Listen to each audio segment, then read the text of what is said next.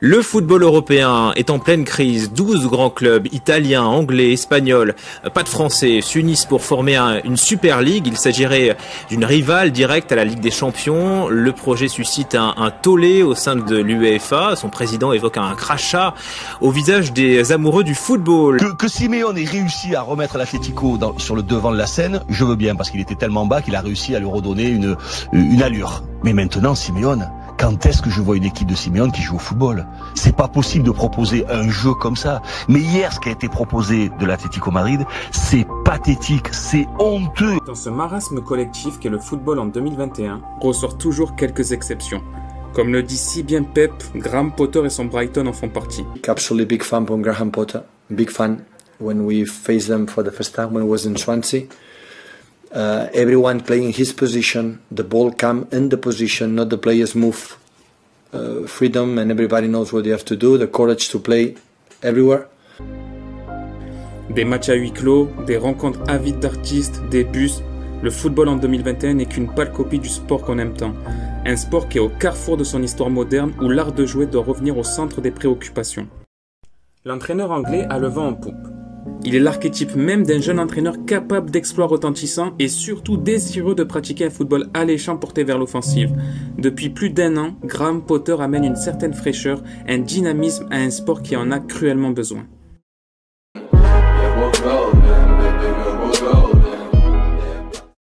À l'instar d'une multitude d'entraîneurs, Graham Potter est un ancien joueur professionnel. Défenseur, Potter joue une seule saison au sein de l'élite professionnelle anglaise entre 96 et 97 sous les couleurs de Southampton. Au fil des années, Graham Potter revoit pourtant ses ambitions à la baisse et s'engage avec York en 2000, pensionnaire de 4e division. C'est là-bas que Potter s'impose enfin comme un titulaire indiscutable.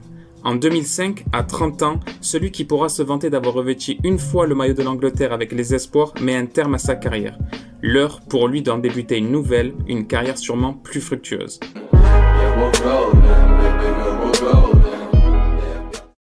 Après une carrière de joueur faite de haut et de bas, Graham Potter suit le chemin de plusieurs coachs portugais de renom comme José Mourinho, en passant par la case des études. Dans cette lignée, il obtient un master en sciences sociales en 2005. Un apprentissage à l'université qui lui permet de se rapprocher de son objectif en devenant successivement directeur du développement du football à l'université de Hull, puis entraîneur adjoint de l'équipe anglaise universitaire. Graham Potter séduit de plus en plus et obtient notamment un rôle d'entraîneur adjoint de l'équipe féminine du Ghana lors de la Coupe du Monde 2007. Un processus qui suit donc son cours. Pas avare dans son envie d'apprendre et de progresser, Graham Potter obtient quelques années plus tard une maîtrise en leadership et intelligence émotionnelle, une donnée particulièrement importante dans la faculté à gérer et tirer le meilleur d'un groupe de joueurs. Après plusieurs années riches en enseignements, que cela soit sur le plan humain, social ou sportif, Graham Potter arrive à un moment charnière, l'heure d'entrer dans le monde impétueux du football.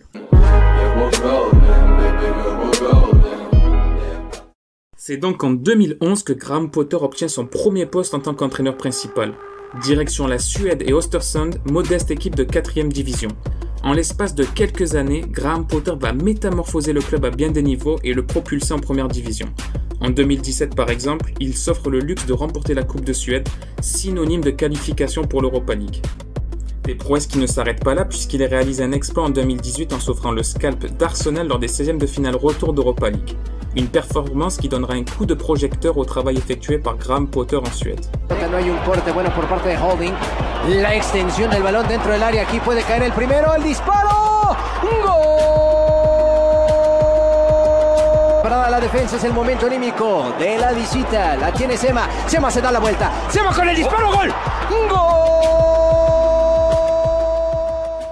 Une prestation qui marque forcément les esprits et le nom de Graham Potter commence à s'étendre peu à peu au sein du vieux continent. Auréolé du titre de meilleur entraîneur de Suède en 2017, il rallie Swansea et le Championship en 2018. Lorsqu'il pose ses valises au Pays de Galles, les ambitions sont très claires. Swansea doit remonter en Première Ligue, mais les Swans ne se donnent pas les moyens de leurs ambitions et font face à des difficultés financières. Daniel James, la pépite du club, est vendu pour assainir les comptes. Dans cette configuration, Graham Potter doit composer avec des jeunes joueurs et ne termine qu'à la 10e place. Des résultats en dents de scie, en partie expliqués par un manque de moyens financiers. Mais sur le terrain, les joueurs s'imprègnent rapidement du style instauré par leur nouvel entraîneur. Les protégés de Graham Potter contrôlent la majorité des matchs. Seconde équipe ayant le plus la possession, première équipe au niveau de la précision des passes et le nombre de passes courtes par match. Pour mettre en exergue un plan de jeu bien respecté et des idées portées vers le jeu, les Swans livrent un match de haute volée face au City de Pep en quart de FA Cup. Au terme d'un match plein de rebondissements, les Citizens l'emportent finalement 3-2 après avoir été menés 2-0. Un bilan comptable qui laisse à désirer, mais le jeune entraîneur s'est fait remarquer pour ses velléités offensives. Après avoir refusé une prolongation de contrat à Swansea, Potter décide de faire le grand pas et paraphe un contrat de 4 ans en faveur de Brighton en mai 2019. Graham Potter prend donc la succession de Chris Hughton, un entraîneur hautement respecté à Brighton qui avait su faire remonter les Seagulls en PL après 34 années de disette. Le but est donc de mettre le jeu au centre du projet. Dès son arrivée, Potter pose les bases. Nous voulons que notre équipe soit capable de donner du plaisir aux supporters. Il représente une part importante de l'industrie du football, on l'oublie souvent. Le football est un savant mélange entre résultats, jeu et les supporters. Amoureux du jeu, Graham Potter prend rapidement ses marques et insuffle sa patte sur le collectif des Seagulls. Dès les premières journées de championnat, Brighton dénote fortement avec le style prôné par Chris Hughton au cours des années précédentes. Au-delà de l'aspect purement tactique, Graham Potter met en valeur ses compétences en leadership et intelligence émotionnelle et accorde beaucoup d'importance aux hommes qui composent son équipe. Il cherche à faire progresser ses joueurs aussi bien sur qu'en dehors du rectangle vert. Les gens pensent que coacher implique de gagner des matchs. Oui, bien sûr, mais tout au long de ma carrière, j'ai aussi cherché à aider des personnes à devenir meilleures, qu'elles connaissent plus de succès que ce soit sur ou en dehors du terrain. He helped me so many times, always. He gave me the confidence. He talked with me always. Sometimes when I'm home, he messaged me to see. He's like my dad, Yeah, he's like my dad. Brighton conclut l'exercice à la 15e place avec 41 points, soit 5 de plus que la saison précédente. Un chiffre plein de symboles puisque c'est le record du club en première ligue. Cette saison, Brighton est une bouffée d'air frais au football. L'ensemble des observateurs du ballon rond s'émerveillent devant cette équipe relativement mal classée, qui aime se faire peur et qui pratique pourtant un des footballs les plus attrayants du royaume. Pour autant, les résultats irréguliers peuvent laisser place au doute dans la tête des supporters des Seagulls. Tant Brighton peut se montrer décevant sur le plan comptable. Mais, bien que les résultats soient une donnée fondamentale dans l'esprit de Potter, nul n'est le besoin de déroger à ses principes, car c'est justement son identité qui doit lui permettre d'obtenir des résultats. J'ai vu à Östersund comment une identité de jeu pouvait vous donner un avantage significatif sur une période de temps. C'est la première ligue, tu peux parler autant que tu veux à propos de style, si tu ne gagnes pas, tu es en difficulté parce que les gens n'y croient pas. Heureusement, il y a assez de personnes ici en interne qui comprennent que les performances peuvent conduire à de bons résultats. Avec l'effectif le plus jeune du championnat, Potter doit composer avec une équipe encore trop naïve, notamment dans le dernier geste, couplée à des blessures clés à certains postes comme l'empty et une profondeur de banc limitée. Manchester United au match aller par exemple, Brighton maîtrise totalement son sujet, touche à plusieurs reprises les montants, mais s'incline contre le cours du jeu.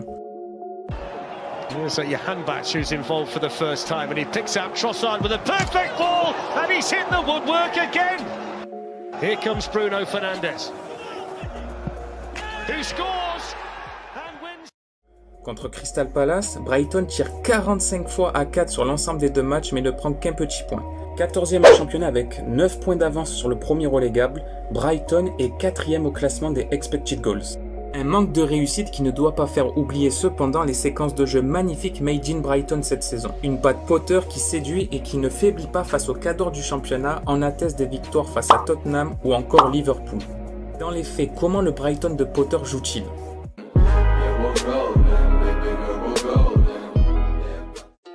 L'équipe de Brighton dispose d'une très grande adaptabilité et d'un système globalement très évolutif. En fonction de l'adversaire ou du contexte du match, Brighton utilise plusieurs formations adaptées. 3-5-2, 3-4-3, 3-4-1-2, 3-2-3-2, 4-4-2 ou encore 4-2-3-1. Des formations qui changent énormément au cours d'un même match. Brighton commence généralement avec 3 centraux. Les titulaires sont Ben White, Lewis Dunk, Adam Webster. En général, devant eux, on y retrouve un piston droit, l'empty même s'il est blessé, Bissouma plus un autre milieu qui peuvent être Gross, Alzate ou White, un piston gauche avec March, et 2 milieux offensifs excentrés en la présence de Trossard plus McAllister ou Lallana. Le numéro 9 est Neal Maupay. Donc il y a énormément de mouvements, la volonté de mettre le pied sur le ballon et de relancer court, un jeu qui est basé sur la possession. Il y a des renversements très fréquents, tout comme les dédoublements sur la largeur justement qui permettent d'occuper tout le terrain. Sur phase défensive, les Pistons ils reviennent très vite pour avoir une défense à 5, ce qui laisse très peu de marge de manœuvre pour l'adversaire. Les trois centraux sont globalement très solides physiquement, ça leur permet de dominer les attaquants adverses. Bissouma au milieu, lui, c'est un profil très ratisseur qui récupère énormément de ballons et qui gagne beaucoup de duels. Donc il y a un pressing qui est très agressif à la perte du ballon avant de passer à 5 derrière. Neil Maupay, lui, qui est le numéro 9, va presser le central le plus proche du ballon avec les deux milieux offensifs excentrés qui déclenchent le pressing une fois que la première passe du central adverse a été réalisée. Donc ça laisse peu de temps aux centraux adverses pour relancer, ça les pousse à la faute. Si le pressing n'est pas efficace, il y a un passage à 5 derrière, le plus souvent en 5-4-1, avec les Pistons qui s'ajoutent aux 3 centraux. Donc les milieux offensifs qui descendent d'un cran peuvent aider le double pivot, plus Maupay qui est seul devant. À la récupération du ballon, Brighton a tendance à exploser vers l'avant, et l'adaptabilité de son système en plein match en fait justement une équipe qui est très intéressante. La première ligne d'attaque, c'est les 3 centraux, donc ils sont à l'aise avec le ballon, ils n'hésitent pas à prendre des risques vers l'avant pour casser des lignes ou créer des décalages. Donc ça peut être pour trouver des pistons dans la profondeur ou un milieu entre les lignes. Également, il y a une réelle inspiration du Sheffield de Wilder en ce qui concerne l'utilisation du ballon, puisque souvent, un des centraux qui monte en phase offensive peut apporter une solution et créer un avantage numérique qui va permettre un déséquilibre. C'est soit pour dédoubler sur la largeur comme le faisaient les centraux de Sheffield, soit pour apporter une solution de remise à un des milieux et être face au jeu. Donc c'est très utile d'avoir un défenseur comme White qui était justement la recrue que voulait absolument Marcelo Bielsa, car il est capable de trouver des très bons angles de passe, de progresser balle au pied. En phase offensive, on retrouve généralement un 3-1-6 ou un 3-2-5 qui permet d'occuper toute la largeur. Ça permet d'étirer le bloc adverse et notamment de gagner des espaces entre les latéraux et les défenseurs centraux adverses. Les offensifs excentrés comme Trossard, McAllister, Lallana ou encore Connolly peuvent justement s'engouffrer dans ces espaces-là créés en multipliant des courses et des appels. Donc il y a une volonté clairement affichée d'avoir une animation offensive intéressante sur le plan numérique avec des joueurs justement situés dans les zones dangereuses. On remarque que des fois en 3-1-6, Bissouma devient l'unique milieu traditionnel avec l'autre milieu du double pivot qui monte d'un cran, toujours dans cette logique d'occupation de l'espace adverse dans les bonnes zones. Donc voilà, il y a beaucoup de velléité offensive dans ce jeu de Brighton. Son equipos con mucha diversidad táctica y que le dan muy buen trato a la pelota y son equipos bien balanceados en el sentido de que equilibran la defensa y el ataque. Malgré des résultats irréguliers, Brighton et surtout Graham Potter ont réalisé quelque chose de sûrement plus grand. Devenir une équipe respectée dans le monde du football et louée pour sa volonté de proposer un contenu rafraîchissant dans un sport en réelle perte de vitesse. Une volonté de jouer qui ne laisse donc personne indifférent et qui permet de faire tomber certaines idées préconçues sur le football.